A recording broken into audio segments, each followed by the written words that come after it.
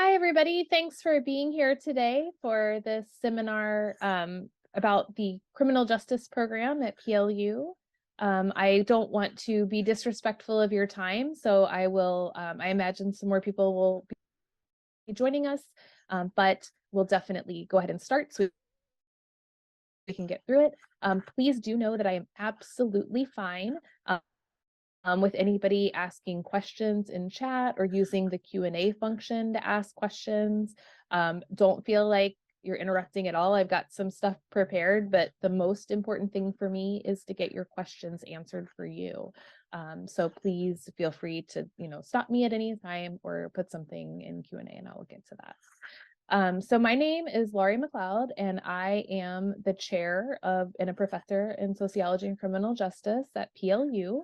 And in terms of thinking about what I'm going to talk to you about today, I've got just a little bit kind of planned in terms of thinking about how you would move through and experience the program at PLU, because I think that might be important. And then also I'm going to tell you in particular why I think our faculty, our major, and our students are all great and would be a good academic home and community for you should you decide to attend PLU. And then I'm going to end with talking a little bit about moving out of the program. So in terms of thinking about, like a lot of you are probably focused now on what happens next and how do I transition into a four-year university, like how do I graduate, those kinds of things. But then also probably lingering in the back of your mind is like what happens afterwards. And so what kinds of jobs do people have? What kind of experiences do people have after they complete our program? And so I've got some information about that as well. So in terms of so I know many of you are here because you're interested in the criminal justice program. But within our world, sociology and criminal justice serve as one thing, right? So we're two majors within one department and one unit. So kind of practically, what does that mean? It means that our faculty who are and I'll talk about them in a second, but our faculty advise, work with, and teach courses in both of the majors. So we don't necessarily have any like just criminal justice faculty, and we don't have any just sociology faculty, and that is very much intentional. And it's intentional because we really, when we were designing, so all of the faculty members that are here now worked on the criminal justice program. It's a relatively new program for us. We've been graduating majors now for, I believe, 3 years officially, but we've had a long-standing tradition of students kind of taking criminology courses, focusing in criminology. So it made sense for us to kind of offer it as a separate major as well, because people were increasingly wanting to see that on their diploma. But in terms of their academic experience, it means that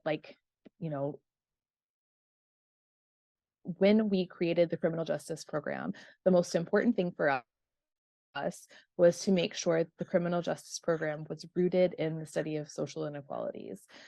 So, in terms of thinking about most people that are interested in criminal justice right now, they're interested in criminal justice in terms of thinking about like how it can best serve communities, how it can address some of the grave injustices like racial inequities and things that we've seen come to light recently and kind of receive media spotlight. And that's the same kind of thing that sociologists and our sociology students are interested in, right? So our sociology students as well are interested in these inequalities. And so making sure that we have, coursework there. That also, one of the things that we did when we were putting together the criminal justice major is we went to lots of community stakeholders at PLU. We talked to alums who are working in the field. We talked to people that, are thinking about interning, having our students intern for them or having our students work for them. And we're talking about, like what would you need out of students coming from the major, and having this foundation in inequality was one of the top things that they were also interested in terms of thinking about the partnerships, because especially in terms of a lot of the connections that we've made, people are inherently interested in criminal justice because they want to make their communities better, the communities that they're from or the communities that they're going to serve. And addressing inequalities is like oftentimes the most tangible way to do that. So, we're very intentional about the program. It's a 40-hour program. So PLU is on semesters. So effectively what that means is that you take 10 courses in criminal justice or in sociology, depending on which path you take. And our major is also, we designed it to be very intentionally complementary to general education. So you kind of have when you come to any university, you have your like core curriculum or your general education, the classes that like everybody has to take, that it guarantees your breadth of knowledge so that you have exposure to lots of different types of knowledge. But we also have your specialty area or your major. And so that's kind of where you go deep into it, into type of learning. And your major has those depth classes, but we have lots of classes like our introductory classes, our statistics classes. These kinds of classes are things that are part of other general education programs or other majors or minors, which makes it very complementary. At PLU as a whole, about half of our students have a minor or a second major. And in our major, we're almost at 70% of our students have a minor or another major. And most of the time they say that it's like happened because our curriculum is so favorable for them to be able to do that. So in terms of thinking about right now, we've got students who are kind of our most common places where students have shared curriculum are with social work, political science, psychology, gender, sexuality, and race studies, which we call GSRS on campus, global studies, environmental studies, or data science, which is a new minor. And we have a lot of students because of our research methods and statistics course double dips into the data science. And so an increasing number of students are getting data science minors in addition to their sociology or their criminal justice minor as well. But we also have students because our major isn't, and I'll make sure that we get this this recording emailed to you as well after the fact. And for those of you that have joined since, please feel free to add questions in the chat or add Q&A.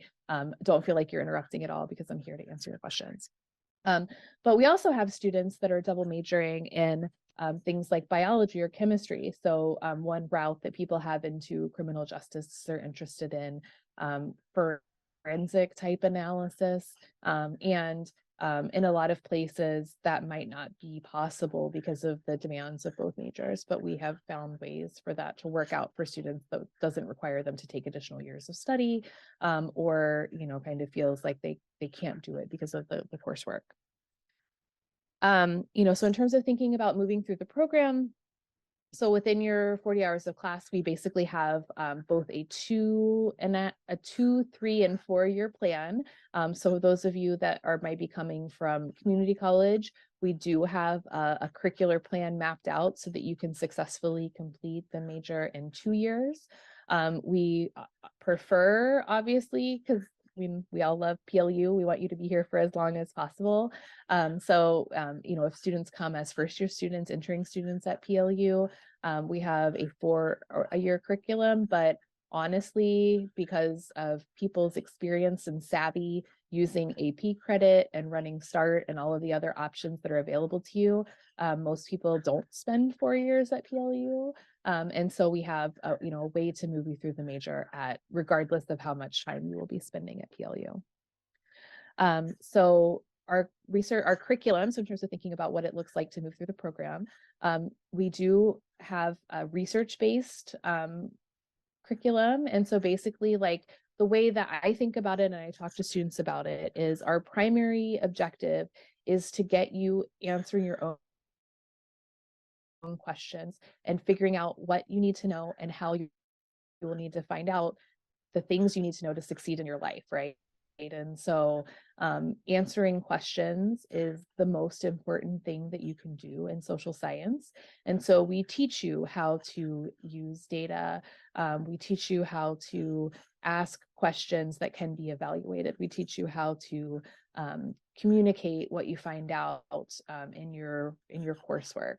And that is much, much more important to us at PLU than our, kind of like vocational job stuff, right? So for instance, like we're not going to teach you questions that might be answered on the bar if you're thinking about going to law school, but instead we're going to teach you kind of like the broader habits of mind that will help you, and in general, that very much both meets the mission of our department, the mission of the university, but also the desires and wants of stakeholders outside of the community, and the people who hire our graduates.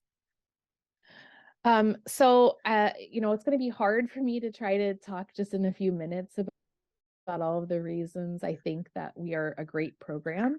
But I'm going to, I think I promised that I would talk about first faculty, major, and students, but I think I'm going to flip that and talk first about the students and how great our students are, how great the major is and why, and then the faculty. And again, feel free to ask questions or stop me to get any points of clarification as I go. So in terms of thinking about like our students and why I think that like it is such a great community for someone thinking about joining university. So we have about 90 majors between the two departments between the two. Sociology and criminal justice. And right now we're basically almost an even split with just the slightest tip towards criminal justice. And that is intentional.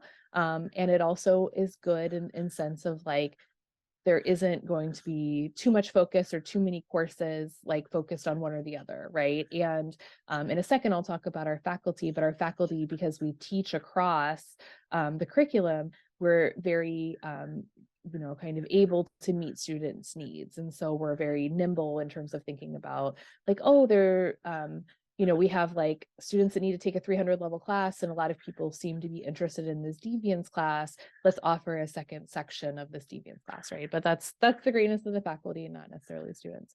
But in terms of thinking about PLU, 90 students is a really healthy and robust major. So, you'll be able to find a community. So basically we're big enough that, if you have a status group that is important to you and you want to find other people to study with and kind of have academic community with, and you want them to be a parent or a caregiver or a veteran or an athlete, or someone who's interested in, the queer student union or the Black student union, like we very likely have majors who are participating in those things, right? And so there's not so few of us that you can't find other people that are like you, but there's also not so many of you that you get lost, right? And so 90 people across the major means that we're graduating about 30 people every year with the major. And so if you're taking 300 level classes as juniors, 400 level classes as seniors, then you'll have, kind of similar groups of people in your class, not necessarily the same people, but you'll be able to form relationships with those people too. To the point that like among our students, a lot of them build such close bonds that we'll have different things where students are presenting their work or telling about their internship experience, right? Or kind of debriefing about things. And like our students will say like, oh, like, why can't I be going to this other thing? Like I want to see what my friend is doing over here. I want to see what my friend is doing over here. And so we have to try to be mindful about like not double booking things. So I mentioned that, we have our students are also more likely than the PLU average students to be involved in what we call community-based activities. So things like sports, things like ASPLU, which is our student government, things like the Commuter Student Union, ROTC. So there are some things on campus that just we know take a lot of your time. And we have a lot of students who do that, which then allow them to, kind of form good academic relationships among that as well, right? And so, and my class that I'm teaching right now, I have students that are baseball players and they're getting ready to, start their season and have started their training. And like they were like jokingly saying, like, one of us will like read while the other of us are doing strength training or whatever, right? So we can kind of think about doing our work together. And I think that the size of the major definitely affects that. Another reason that I think our students are super great in our major is that they have a deep connection with their communities. A lot of our students do come from the South Sound, not entirely. We have students from Hawaii, we've got students from Minnesota, we've got students from Alaska, we have a lot of students from Oregon.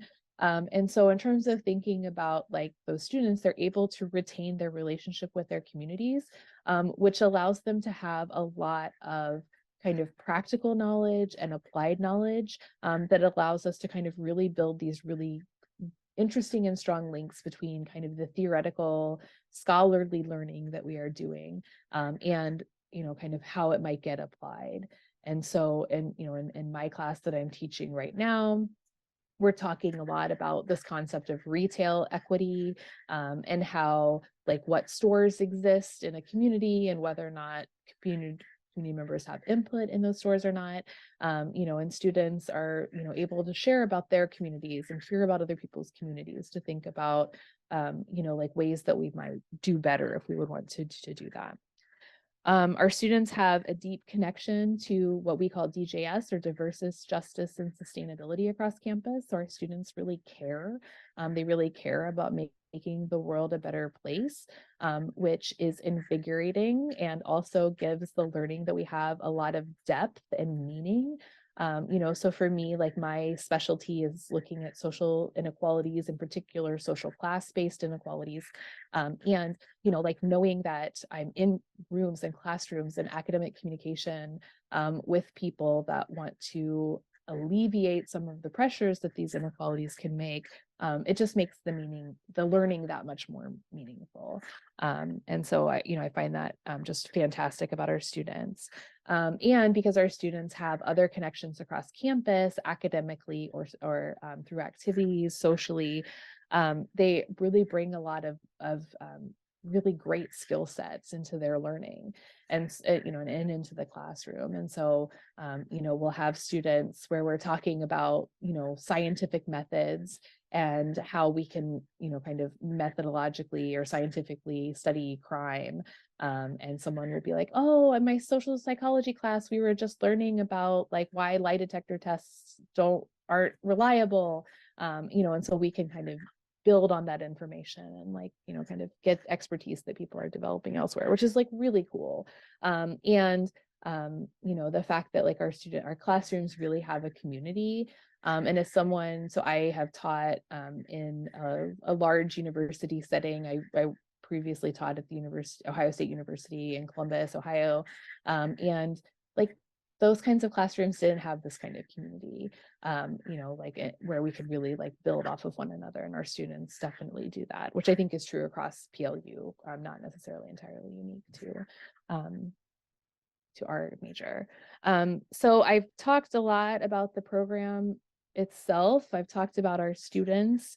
Any questions before I kind of move on to the couple of things I have planned next?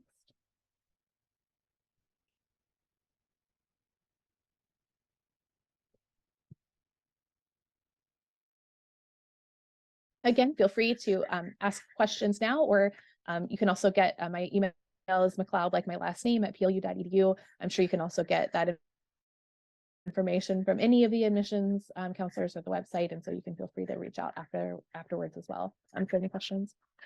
So in terms of thinking about like what I think makes our major great, a lot of it I've already talked about in terms of moving through the major, in part because I get so excited about it.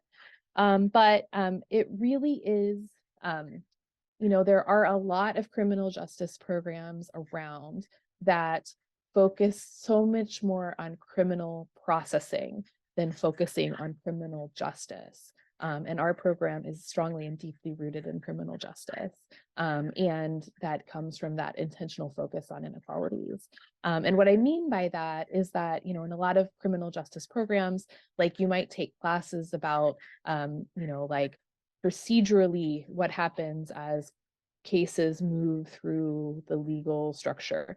And that is fine information and might be relevant to some of you, but it is also Googleable. It is also something that you will learn if you have any kind of, job orientation in that kind of field. So I don't know that it necessarily adds a lot of value in the way that thinking about like where we might bring justice and how the criminal justice system can, or where it might fail to deliver that justice, where it can improve on delivering that justice, or how it does when it does deliver that justice, how that happens.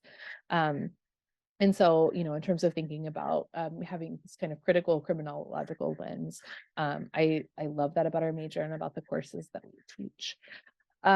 We also have lots of, I mentioned like a strong research background, but we also teach you how to use research and data in non-conventional ways. And so, kind of thinking about academically, we call it content analysis, right? But like we might read through like Reddit comments. So one of the things I'm doing in my class now, so I'm teaching a class on consumption this semester, which is in social, it's not in criminal justice, although I could certainly make some ties. And one of the ideas that we got exposed to were people that talked about how Yelp used racialized coded language to kind of perpetuate neighborhoods of color as dangerous and undeserving of our attention, and kind of like in need of gentrification, versus like more affluent white neighborhoods like not doing that, right? And so we talked about like if you're going to use Yelp reviews as actual data versus something you're just trying to use to pick what restaurant you want to go to with your friends, like how do you do that? How do you arrive at scientific analysis that way? My colleague Kate Luther is teaching a class this term on gender and violence, and she's talking about, so we have this idea of mandatory reporting. So at PLU, for instance, we are mandatory reporters. If somebody tells us that they experience sexualized violence, an event of sexualized violence, or are a victim of that, and like how scientifically can we know whether or not that reporting helps or not, right? It is very traumatic a lot of times for people. It's very stressful a lot of times for people to have to disclose or relive that event. And so if we make people tell people, and then those people have to tell people and take action on it, we want to make sure that that is actually in the best interest of the victim, right? And so, doing lots of science, like answering that question scientifically to know, like, how do we know, and how do we know which actions we take actually favor the victim? So I also think that one of the biggest, and I don't think this is just me as a sociologist, my heart, I'm drinking my coffee mug right now, right? Like I love sociology, so I do love sociology. I don't think it's just coming from that bias, but a strong sociological basis for what I have found in our students means that our department is not, and the major is not vocational in the traditional sense, in that we are teaching you about jobs and how to enter into specific jobs, but instead it makes you very strongly employable. So because you have a deep scientific understanding, because you think about larger theoretical, having a depth of knowledge versus just being, trained into specific skills, it allows you to take lots of different paths. And one thing, particularly I look at social class inequalities among young adults, and one thing that's very true among young adults right now is that there is no longer the clear, like you get a job, you move up in that job, and then you retire in that job, right? But instead, people oftentimes shift jobs multiple times, they shift careers multiple times. And so at least from our department's perspective, it almost feels unethical to prepare people only for like one specific job, versus this idea of making sure that our students are strongly employable. And so we have, we are very intentional as we're delivering our curriculum to say, like, we are learning how to write a research brief. And the reason why we are writing research briefs versus writing research papers is because this is the format that is communicated in most professional environments.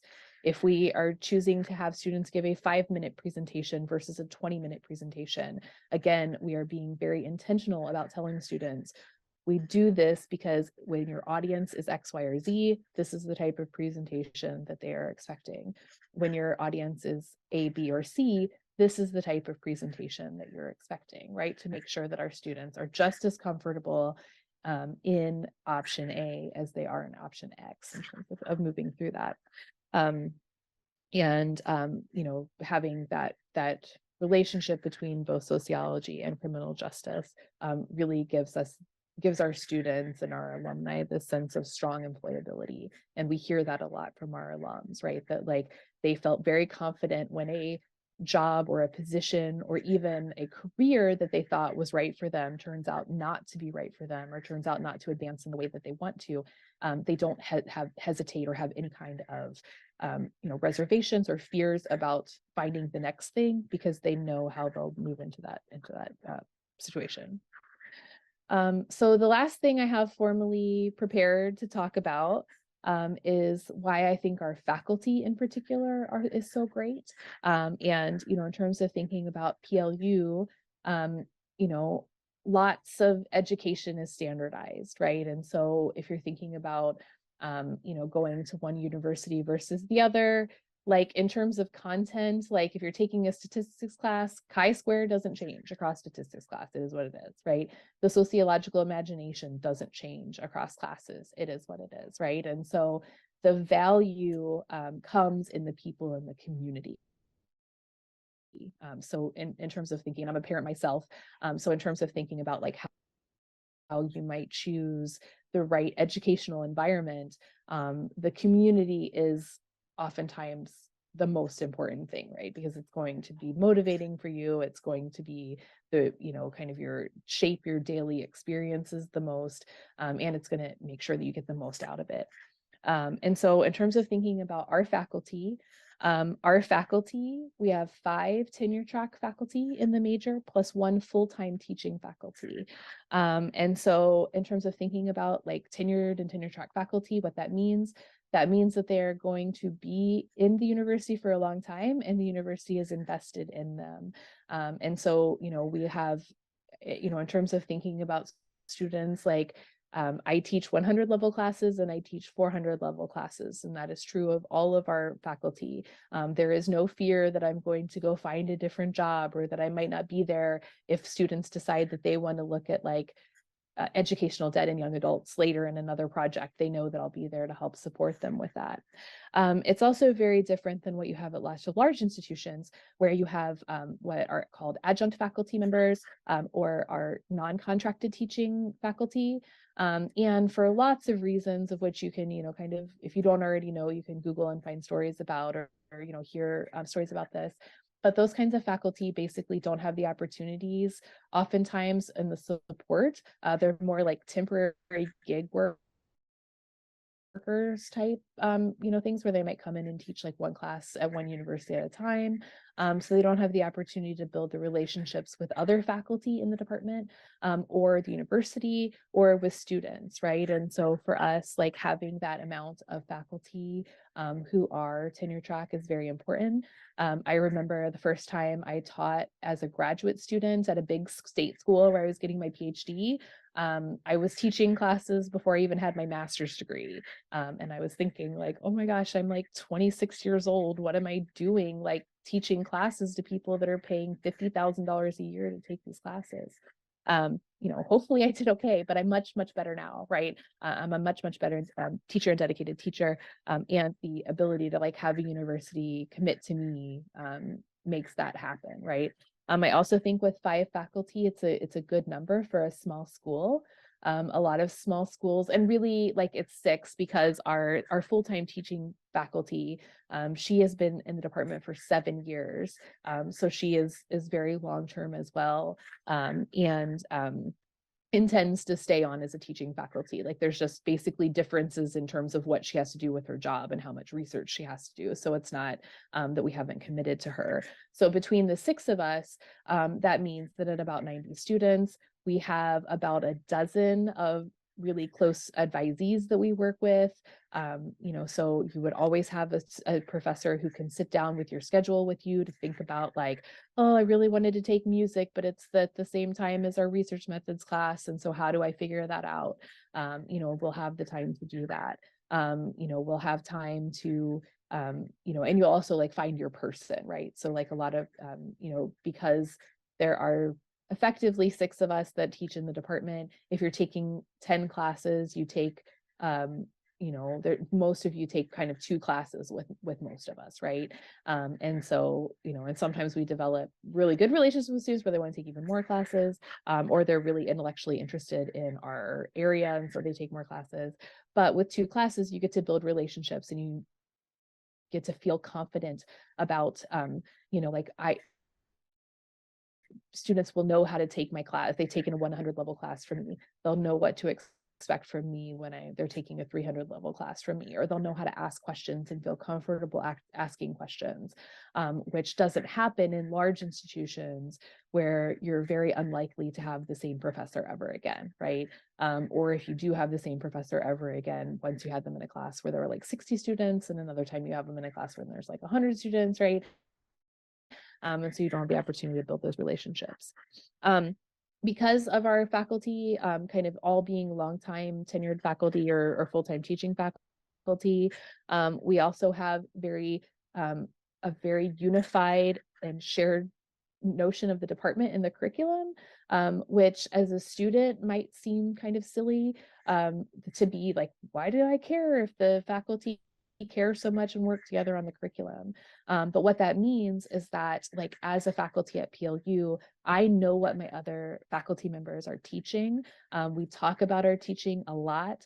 And so we all know what our students know from the other courses that they've taught. And so you don't end up in a situation where a professor is like, I need you to write a research brief. And you're like, hold up, I've never learned what a research brief is, right? Instead, we have monthly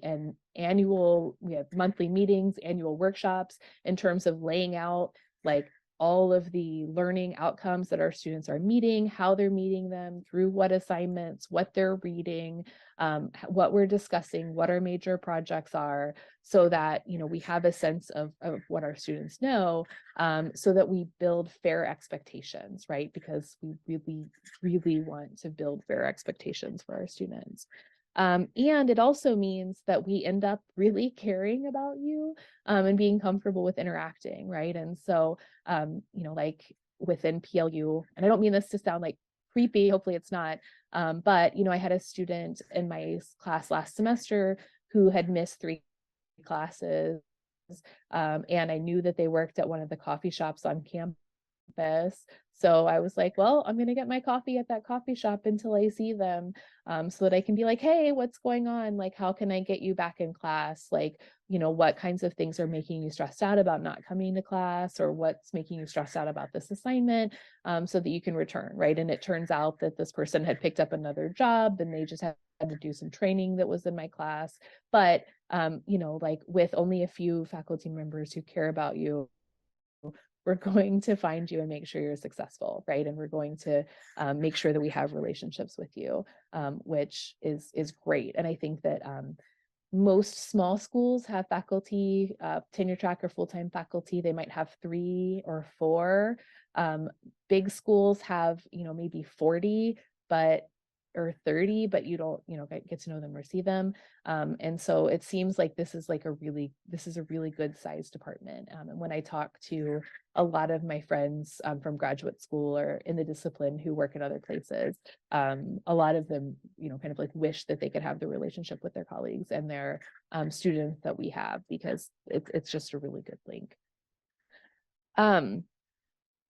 So again, feel free to ask questions. I told Chuck that I would shoot for having this be around 30 or 40 minutes. So the last thing I have formally prepared to talk about is what happens after, right? So we talked kind of about what happens as you move through the program, like why you might enjoy the program. But I also think that it's important and probably in the back of a lot of your minds in terms of thinking about like, well, what happens when I finish the program? So again, I made the claim, and as I am a data-based person, I am happy to give you the numbers behind this. But I very much believe and could support the claim that our students and our alumni are strongly employable and are employable in positions that they like. In terms of thinking about why this happens, first of all, for anybody that wants to go into an academic track, so an academic track being something that might require like a graduate degree or kind of future training certification. We have the strong academic community. We have you learn research skills and knowledge skills, and we cultivate what we call in the business the habits of the mind. So we teach you how to be independent workers and thinkers in ways that really sell you to the next place that happens. And so, in terms of thinking about PLU, like we have lots of recent alums who have gotten fellowships to law school, which mean that law school not only lets you come, but pays for you to go to law school, which is incredibly rare. And that happens because when we hear back from the law schools, when we hear back from the students, they appreciate that we've cultivated that intellect in the students. We have students going into top programs for criminology and sociology graduate school, right? So that path is open. However, a large majority of our students do not choose that intellectual path, right? And so in terms of thinking about like becoming an academic or going for more school immediately upon graduating from their undergrad.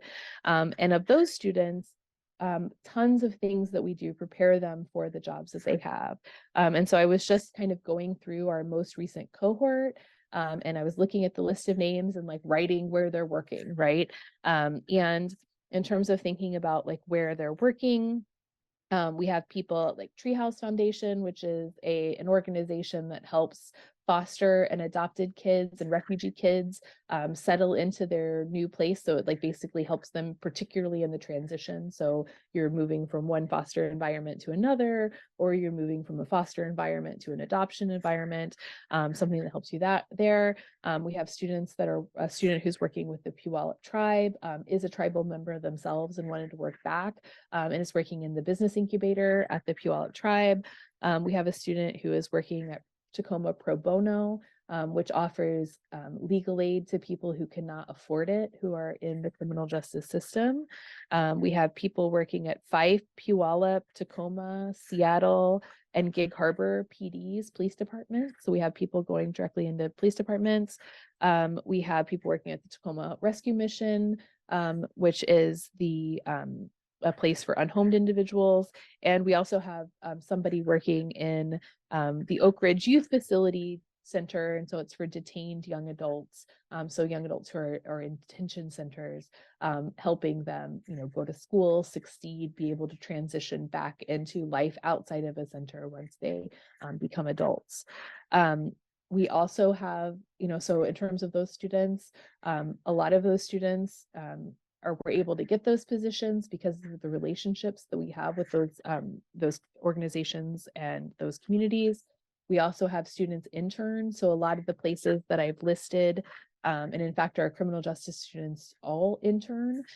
So a lot of those organizations have had interns from us before and know that our students are strong. And so they're happy to take our students when they graduate, right? And so for instance, with Fife PD, we gave them an intern a couple of years ago. They wanted specifically somebody to look at, do statistical analysis of how the outcome of stops based on the race of the offendant or suspect and the race, so the victim, the suspect, and the officer, right? And so looking to see if they shared a race, if the race was different, and if the races were different, how the races were different. And that student was so strong that they got an offer at Fife. They ended up going to another police department because they wanted to return to their community where they grew up, to be near to family. But they took on more interns, or like, get us more interns, and they hired 3 people from our cohort based on that relationship of students who wanted to become police officers. We have students that are working at the Crystal Judson Center for alumni, Crystal Judson Center for domestic violence victims. We have people working with the Nisqually tribe, other students besides the one I previously mentioned, working with the Puyallup tribe. We have people in lots of different like neighborhood connections, lots of youth organizations, again, because our students are come out as alumni wanting to continue to serve and be connected with the community that they belong to before and during their time at PLU. And we are very, very successful in doing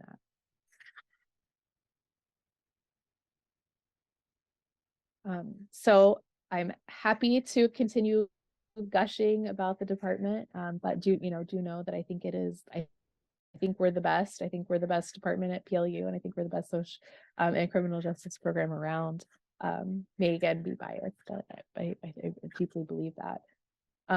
Does anyone have any specific questions or want to know about how we might facilitate a specific path, a 5-year graduation plan, a student who's not sure what their major might be?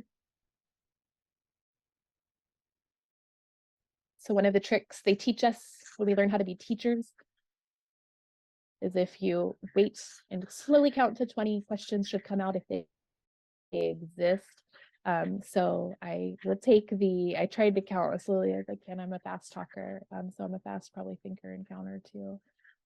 So I waited to see if people had questions. I'll obviously wait around for a little bit, but feel free to drop off the call. I want to also be sensitive over time, but I really want to thank you and really encourage you and give you support during this decision, because it's a big deal and it's really stressful. And so thank you so much for considering PLU and for considering criminal justice and sociology as you're going about making that decision.